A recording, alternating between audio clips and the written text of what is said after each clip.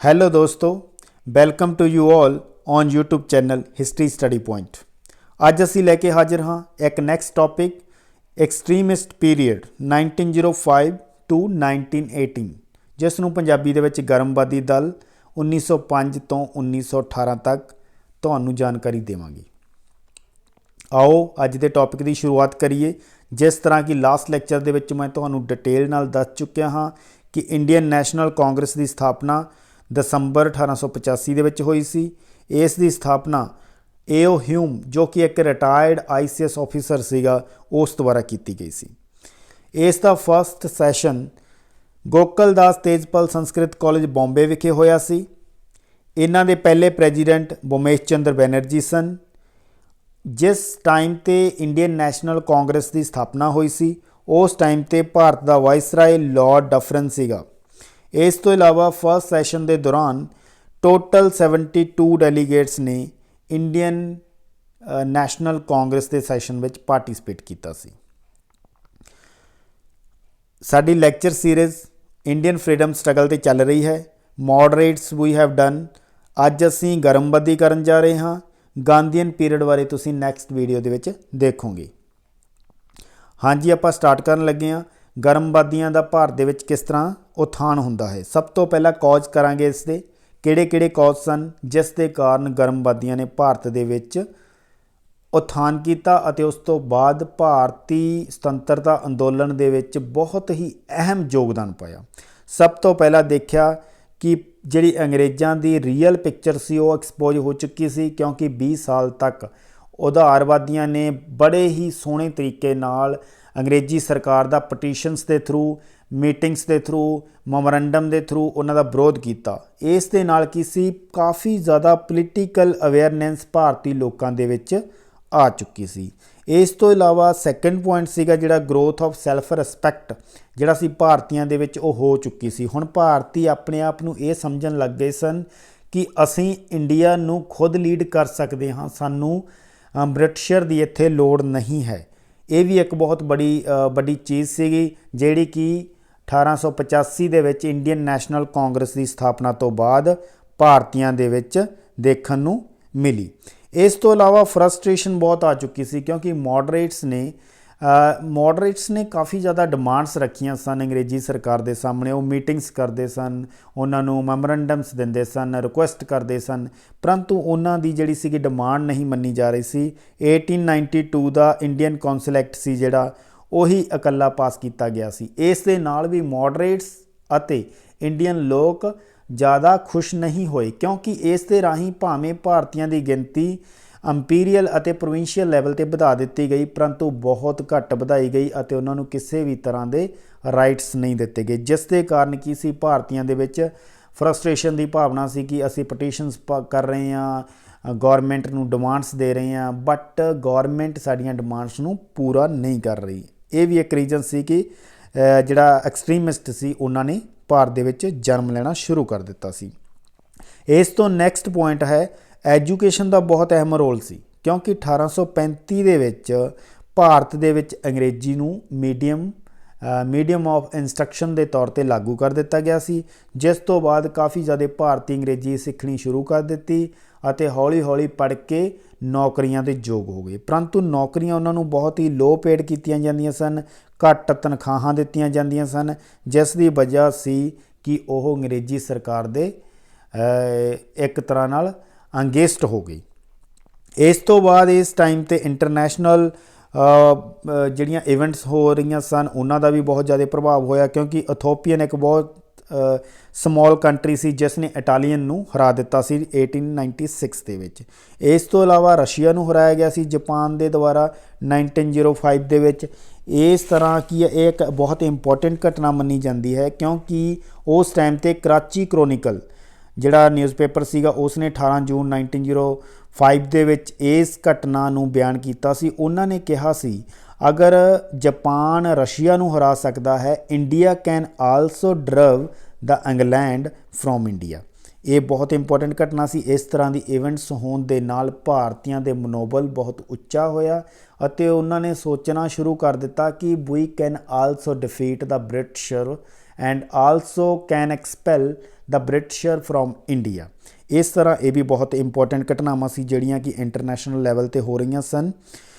Next ਗੱਲ ਕਰਦੇ ਹਾਂ ਲਾਰਡ ਕਰਜ਼ਨ ਬਾਰੇ। ਲਾਰਡ ਕਰਜ਼ਨ ਦੀਆਂ ਜੋ ਪਾਲਿਸੀਆਂ ਸਨ ਉਹਨਾਂ ਨੇ ਭਾਰਤੀਆਂ ਨੂੰ ਕਾਫੀ ਜ਼ਿਆਦਾ ਠੇਸ ਪਹੁੰਚਾਈ ਸੀਗੀ, ਜਿਨ੍ਹਾਂ ਦੇ ਵਿੱਚੋਂ ਸਭ ਤੋਂ ਪਹਿਲਾਂ ਕੈਲਕਟਾ ਕਾਰਪੋਰੇਸ਼ਨ ਐਕਟ ਪਾਸ ਕੀਤਾ ਗਿਆ ਸੀ 1899 ਦੇ ਵਿੱਚ, 1899 ਦੇ ਵਿੱਚ, ਜਿਸ ਦੇ ਅੰਤਰਗਤ ਇਹ ਹੋਇਆ ਕਿ ਭਾਰਤੀਆਂ ਦੀ ਗਿਣਤੀ ਸੀ ਜਿਹੜੀ ਕੈਲਕਟਾ ਕਾਰਪੋਰੇਸ਼ਨ ਦੇ ਵਿੱਚ ਬਹੁਤ ਘਟਾ ਦਿੱਤੀ ਗਈ, ਜਿਸ ਦਾ ਕਾਰਨ ਇਹ ਹੋਇਆ ਕਿ ਭਾਰਤੀ ਅੰਗਰੇਜ਼ੀ ਸਰਕਾਰ ਦੇ ਅਗੇਂਸਟ ਹੋ ਗਏ ਸਨ। ਇਸ ਤੋਂ ਇਲਾਵਾ ਸੈਕੰਡ ਪੁਆਇੰਟ ਜਿਹੜਾ ਸੀਗਾ, ਸੈਕੰਡ ਐਕਟ ਪਾਸ ਕੀਤਾ ਗਿਆ ਸੀ ਉਹ ਸੀਗਾ ਅਫੀਸ਼ੀਅਲ ਸੀਕ੍ਰੇਟ ਐਕਟ। ਇਸ ਐਕਟ ਦੇ ਥਰੂ ਭਾਰਤੀ ਪ੍ਰੈਸ ਦੇ ਉੱਪਰ ਤਰ੍ਹਾਂ ਤਰ੍ਹਾਂ ਦੀਆਂ ਹੋਰ ਪਾਬੰਦੀਆਂ ਲਗਾ ਦਿੱਤੀਆਂ ਗਈਆਂ, ਜਿਹੜੀਆਂ ਕਿ ਆਪਾਂ ਲਾਸਟ ਵੀਡੀਓ ਵਿੱਚ ਦੇਖ ਕੇ ਆਏ ਹਾਂ। 1878 ਦੇ ਵਿੱਚ ਵਰਨੈਕੂਲਰ ਪ੍ਰੈਸ ਐਕਟ ਪਾਸ ਕੀਤਾ ਗਿਆ ਸੀ, ਜਿਸ ਦੇ ਅੰਤਰਗਤ ਲੋਕਲ ਭਾਸ਼ਾਵਾਂ ਦੇ ਵਿੱਚ ਅਖਬਾਰਾਂ ਨੂੰ ਛਾਪਣਾ ਮਨਾਹੀ ਕਰ ਦਿੱਤੀ ਗਈ ਸੀ। ਠੀਕ ਹੈ ਜੀ। ਉਸ ਤੋਂ ਨੈਕਸਟ ਕਰਨ ਲੱਗਿਆ ਇੰਡੀਅਨ ਯੂਨੀਵਰਸਿਟੀ ਐਕਟ ਪਾਸ ਕੀਤਾ ਗਿਆ। ਇਸ ਦੇ ਥਰੂ ਕੀ ਹੋਇਆ ਕਿ ਇੰਡੀਅਨ ਯੂਨੀਵਰਸਿਟੀਆਂ ਦੇ ਉੱਪਰ ਅੰਗਰੇਜ਼ੀ ਸਰਕਾਰ ਨੇ ਆਪਣਾ ਸ਼ਿਕੰਜਾ ਹੋਰ ਵੀ ਜ਼ਿਆਦਾ ਟਾਈਟ ਕਰ ਦਿੱਤਾ ਗਿਆ, ਕਿਉਂਕਿ ਉਹਨਾਂ ਨੂੰ ਪਤਾ ਸੀ ਇਹਨਾਂ ਯੂਨੀਵਰਸਿਟੀਆਂ ਐਂਡ ਕਾਲਜਸ ਦੇ ਵਿੱਚੋਂ ਹੀ ਨੈਸ਼ਨਲਿਜ਼ਮ ਦੀ ਜਿਹੜੀ ਫੀਲਿੰਗ ਆ ਉਹ ਮਰਜ ਹੁੰਦੀ ਆ ਅਤੇ ਸਾਨੂੰ ਇਸ ਨੂੰ ਇੱਥੇ ਹੀ ਦਬਾ ਦਿੱਤਾ ਜਾਣਾ ਚਾਹੀਦਾ ਹੈ। ਇਮੀਡੀਏਟ ਕਾਜ਼ ਦੀ ਗੱਲ ਕਰੀਏ ਤਾਂ 16 ਅਕਤੂਬਰ 1905 16 ਅਕਤੂਬਰ 1905 ਦੇ ਵਿੱਚ ਪਾਰਟੀਸ਼ਨ ਆਫ ਬੰਗਾਲ ਹੋ ਜਾਂਦੀ ਹੈ, ਜਿਸ ਦੀ ਵਜ੍ਹਾ ਇਹ ਹੋਈ ਕਿ ਬੰਗਾਲ ਨੂੰ ਦੋ ਹਿੱਸਿਆਂ ਦੇ ਵਿੱਚ ਵੰਡ ਦਿੱਤਾ ਜਾਂਦਾ ਹੈ। ਇਸ ਸੰਬੰਧ ਦੇ ਵਿੱਚ ਰਿਜ਼ਲੇ ਜਿਹੜਾ ਕਿ ਹੋਮ ਸੈਕਟਰੀ ਸੀ ਉਸ ਟਾਈਮ 'ਤੇ ਇੰਡੀਆ ਦਾ, ਉਸ ਨੇ ਕਿਹਾ ਸੀ Bengal united is power, Bengal divided will pull in several different ways. ਇਹ ਜਿਹੜੀਆਂ ਕਥਨ ਨੇ ਜਾਂ ਕਥਾਵਾਂ ਨੇ ਇਹਨਾਂ ਨੂੰ ਤੁਸੀਂ ਯਾਦ ਰੱਖਣਾ ਹੈ, ਕਿਹੜੇ ਪਰਸਨ ਨੇ ਕੀ ਕਿਹਾ ਹੈ, ਬਹੁਤ ਇੰਪੋਰਟੈਂਟ ਹੈ, ਕਿਉਂਕਿ ਐਜ਼ ਇਟ ਵੀ ਤੁਹਾਨੂੰ ਕੰਪੀਟੀਸ਼ਨ ਦੇ ਪੇਪਰਸ ਦੇ ਵਿੱਚ ਆਮ ਦੇਖਣ ਨੂੰ ਮਿਲ ਜਾਂਦੀਆਂ ਨੇ।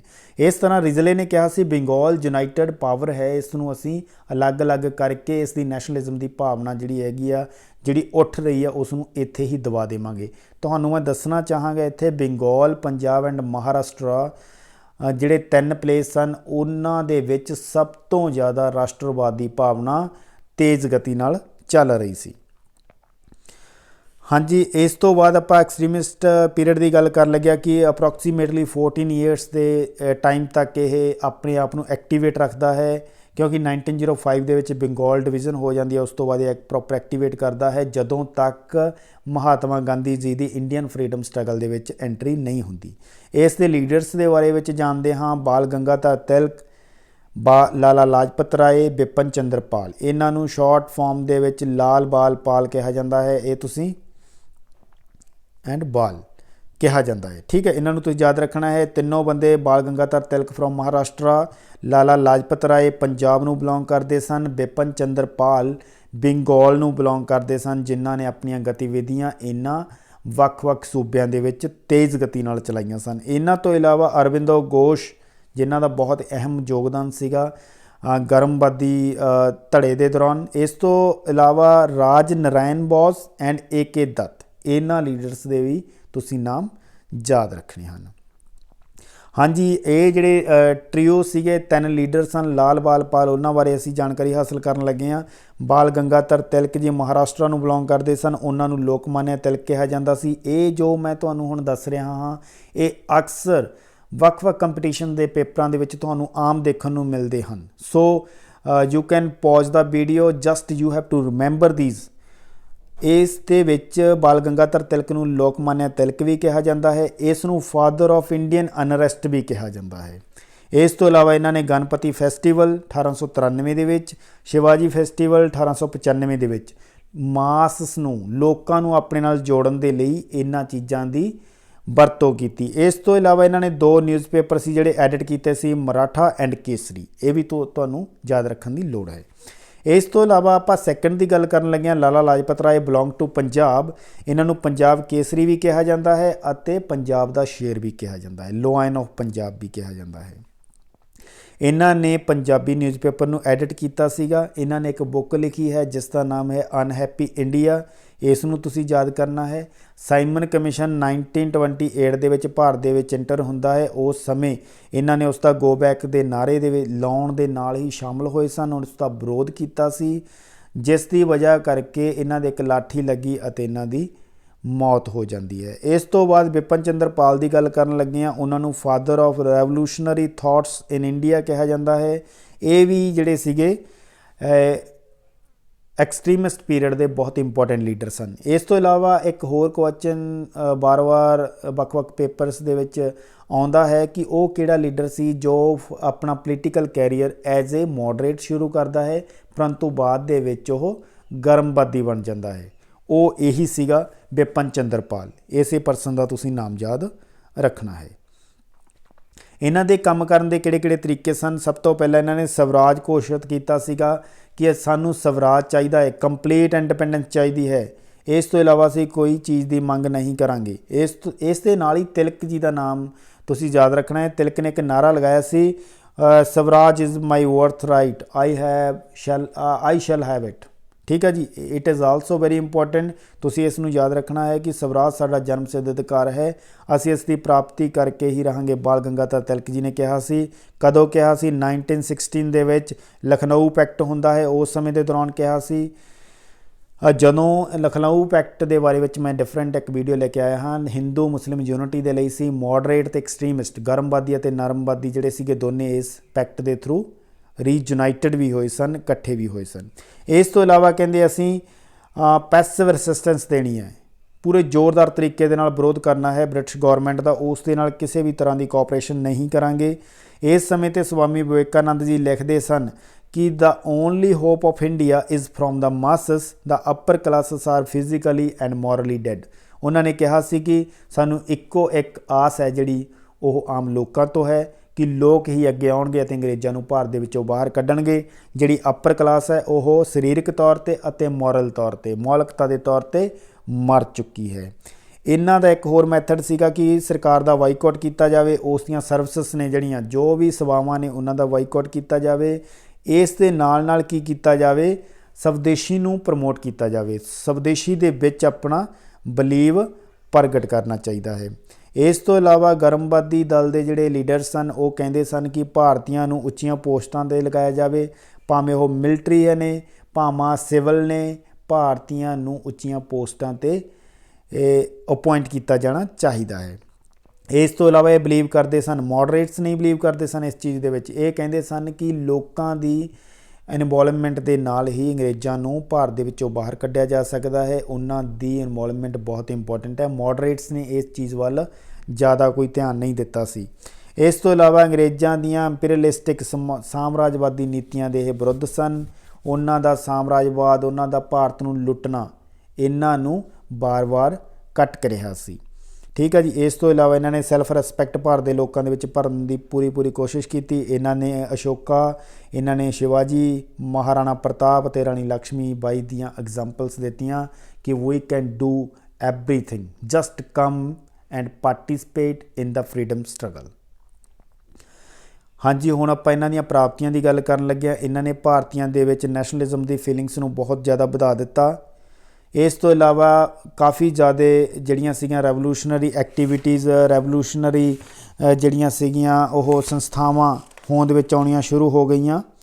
ਜਿਸ ਤਰ੍ਹਾਂ ਕਿ ਆਪਾਂ ਇੱਥੇ ਕਹਿ ਸਕਦੇ ਹਾਂ ਬੀ ਡੀ ਸਾਵਰਕਰ ਨੇ ਔਰਗੇਨਾਈਜ਼ ਕੀਤੀ ਸੀ ਅਭਿਨਵ ਭਾਰਤ। ਅਭਿਨਵ ਭਾਰਤ ਵੈਰੀ ਇੰਪੋਰਟੈਂਟ ਆ। ਇਸ ਤਰ੍ਹਾਂ ਦੀਆਂ ਜਿਹੜੀਆਂ ਸੀਗੀਆਂ ਕ੍ਰਾਂਤੀਕਾਰੀ ਔਰਗੇਨਾਈਜੇਸ਼ਨ ਸੀ ਉਹ ਬਣਨੀਆਂ ਸ਼ੁਰੂ ਹੋ ਗਈਆਂ ਸਨ। ਇਸ ਤੋਂ ਇਲਾਵਾ ਅਨੁਸ਼ੀਲਨ ਸਮਿਤੀ ਸੀਗੀ, ਉਹ ਵੀ ਜਿਹੜੀ ਸੀ ਹੋਂਦ ਵਿੱਚ ਆ ਗਈ ਸੀ ਇਸ ਤੋਂ ਬਾਅਦ। ਇਸ ਤੋਂ ਇਲਾਵਾ ਇਹਨਾਂ ਦੀ ਇੱਕ ਜਿਹੜੀ ਇੰਪੋਰਟੈਂਟ ਅਚੀਵਮੈਂਟ ਉਹ ਇਹ ਹੈ ਕਿ ਸਵਦੇਸ਼ੀ ਨੂੰ ਬਹੁਤ ਪਿਆਰਾ ਬਣਾ ਦਿੱਤਾ ਸੀ। ਲੋਕ ਵੀ ਸਵਦੇਸ਼ੀ ਬਣੀਆਂ ਹੋਈਆਂ ਚੀਜ਼ਾਂ ਨੂੰ, ਆਰਗੇਨਾਈਜੇਸ਼ਨਸ ਨੂੰ, ਸੰਸਥਾਵਾਂ ਨੂੰ ਪਸੰਦ ਕਰਨਾ ਸ਼ੁਰੂ ਹੋ ਗਏ ਸਨ, ਜਿਸ ਦਾ ਰਿਜ਼ਲਟ ਇਹ ਨਿਕਲਿਆ ਕਿ ਭਾਰਤ ਦੇ ਵਿੱਚ ਇੰਡਸਟਰੀ ਨੇ ਗਰੋਥ ਕਰਨਾ ਸ਼ੁਰੂ ਕਰ ਦਿੱਤਾ। ਇਸ ਤੋਂ ਇਲਾਵਾ ਜਿਹੜੇ ਹੋਰ ਸਪੋਰਟਿੰਗ ਇੰਸਟੀਟਿਊਸ਼ਨ ਸਨ ਉਹ ਵੀ ਆਪਣੀਆਂ ਜੜ੍ਹਾਂ ਮਜ਼ਬੂਤ ਕਰਨ ਦੇ ਨਾਲ ਅੱਗੇ ਵਧਣੇ ਸ਼ੁਰੂ ਹੋ ਗਏ ਸਨ। ਇਸ ਤੋਂ ਬਾਅਦ ਅਸੀਂ 2 ਲੈਕਚਰ ਹੁਣ ਕਰ ਚੁੱਕੇ ਹਾਂ, ਮੋਡਰੇਟ ਐਂਡ ਐਕਸਟ੍ਰੀਮਿਸਟ। ਇਸ ਤੋਂ ਬਾਅਦ ਅਸੀਂ ਗਾਂਧੀਅਨ ਪੀਰੀਅਡ ਬਾਰੇ ਡਿਸਕਸ ਕਰਾਂਗੇ। ਹੋਪ ਕਿ ਤੁਹਾਨੂੰ ਅੱਜ ਦਾ ਲੈਕਚਰ ਚੰਗਾ ਲੱਗਿਆ ਹੋਵੇਗਾ। ਅਗਰ ਲੈਕਚਰ ਚੰਗਾ ਲੱਗਿਆ ਤਾਂ ਸਾਡੇ ਚੈਨਲ ਨੂੰ ਸਬਸਕ੍ਰਾਈਬ ਜ਼ਰੂਰ ਕਰਿਓ। Thank you very much. Stay with us, learn more and more.